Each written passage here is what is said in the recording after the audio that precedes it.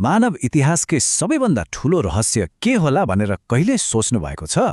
शताब्दीौंदेखि मानिसहरूले एउटा यस्तो दिनको बारेमा जान्न खोजिरहेका छन् जसले यो सम्पूर्ण सृष्टिको दिशा र भविष्य सधैँका लागि तय गर्नेछ। त्यो हो संसारको अन्त्य र हाम्रा प्रभु येशू ख्रीष्टको दोस्रो आगमन।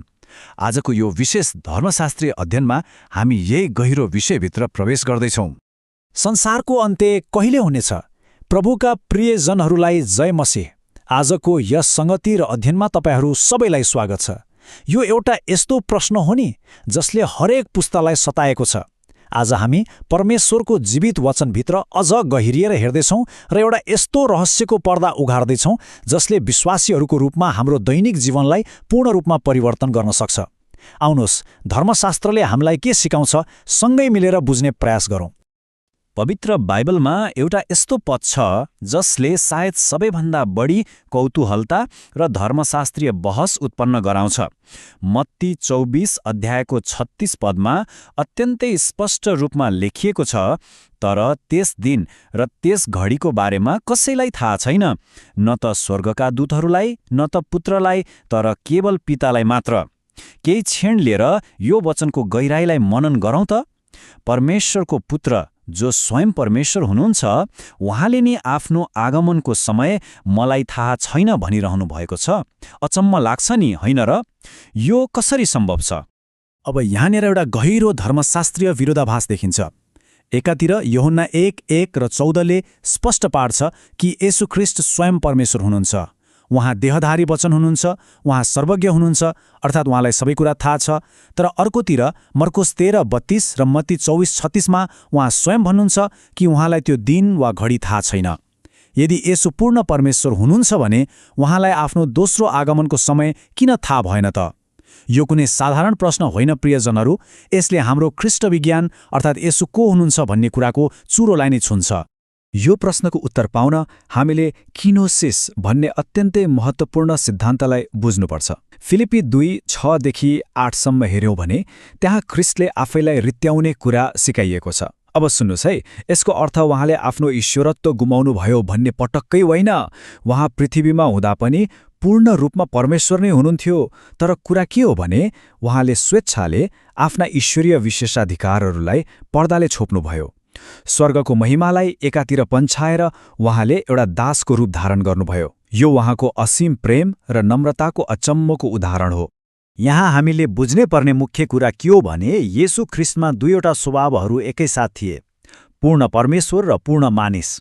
सेन्ट अगस्टिन र जोन क्याल्भिन जस्ता महान धर्मशास्त्रीहरूले के भन्नुहुन्छ भने येशूलाई आफ्नो ईश्वरीय स्वभावमा त सबै कुरा थाहा थियो, तर आफ्नो दासीको रूप वा मानवीय स्वभावमा उहाँले पिताको अधिकारलाई सम्मान गर्दै त्यो ज्ञानलाई आफूबाट ओझेलमा राख्ने चुनाव गर्नुभयो।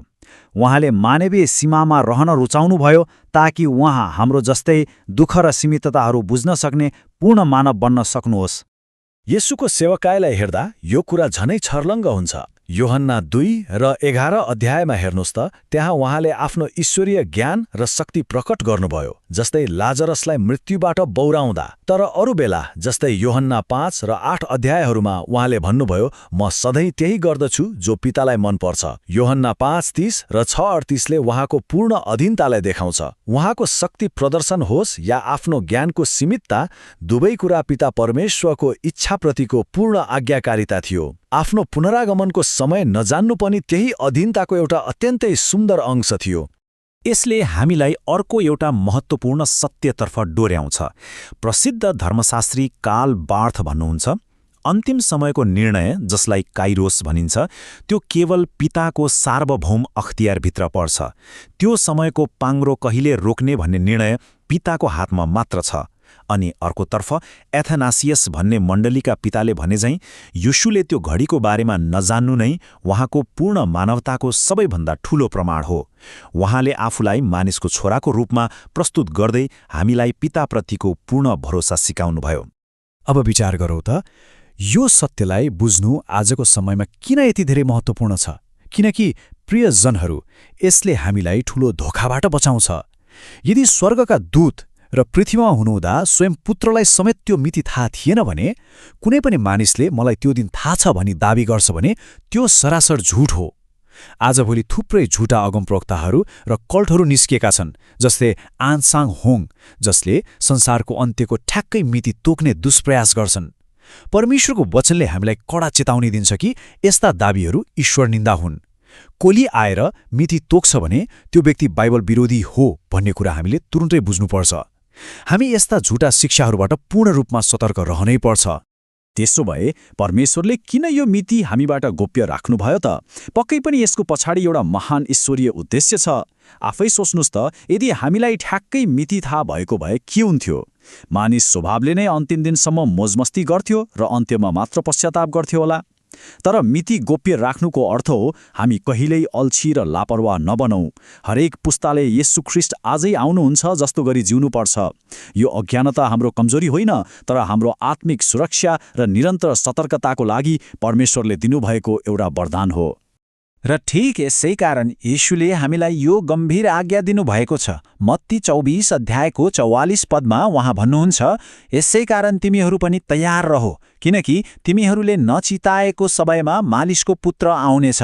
सुन्नुस् त, यो केवल एउटा जानकारी मात्र होइन, यो त मण्डलीको लागि दिएको एउटा तत्कालको आह्वान हो। हामीले मिति गणना गरेर बस्ने होइन, तर सधैँ जागरण रहने हो। स्वर्गमा उच्च पारिनुभएका हाम्रा प्रभु येशूलाई अहिले सबै कुरा थाहा छ र उहाँ कुनै पनि क्षण फर्कन सक्नुहुन्छ। मण्डली ब्योजिरहनुपर्छ।